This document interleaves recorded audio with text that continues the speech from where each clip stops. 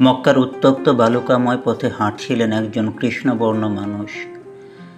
তার শরীরের উপর চাবুকের দাগ, চোখে অদম্য বিশ্বাসের আলো। তিনি হযরত বেলাল রাদিয়াল্লাহু তাআলা আনহু। একজন দাস, কিন্তু হৃদয়ে ছিলেন স্বাধীন। তিনি ছিলেন আবিসিনিয়ার সন্তান। ভাগ্যের নির্মমতায় দাসত্ব হয়ে আসেন মক্কায়। প্রভু ছিলেন উমাইয়া ইবনে খলফ, যিনি ছিলেন কাফিরদের শীর্ষপাত্র।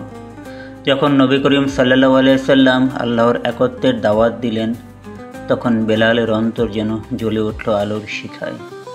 তিনি ঘোষণা করলেন, আহাদ আহাদ, আল্লাহ এক, আল্লাহ এক।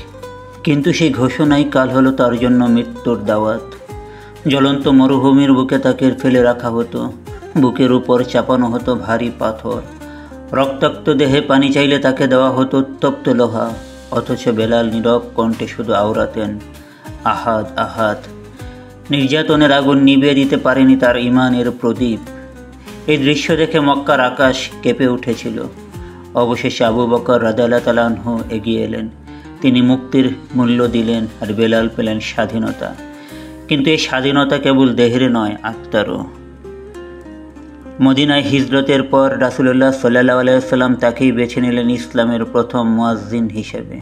এক ভোরে যখন অন্ধকার সরে আলো ফুটছিল, তখন বেলালের কণ্ঠে ভেসে উঠল আকাশে, আল্লাহু আকবার, আল্লাহু আকবার।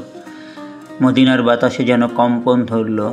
মুসলমানদের হৃদয়ে জেগে উঠল ঈমানের সুর। বদর, উহুদ, খন্দক সব যুদ্ধে তিনি ছিলেন সাহসী যোদ্ধা। কিন্তু নবীজির ইন্তেকালের পর তিনি আর আজান দিতে পারলেন না। একদিন মাত্র আজান দিলেন, আর সেই আজানে মদিনা কেঁপে উঠল। তারপর তিনি চলে গেলেন সিরিয়ায়, আর সেখানেই ইন্তেকাল করলেন।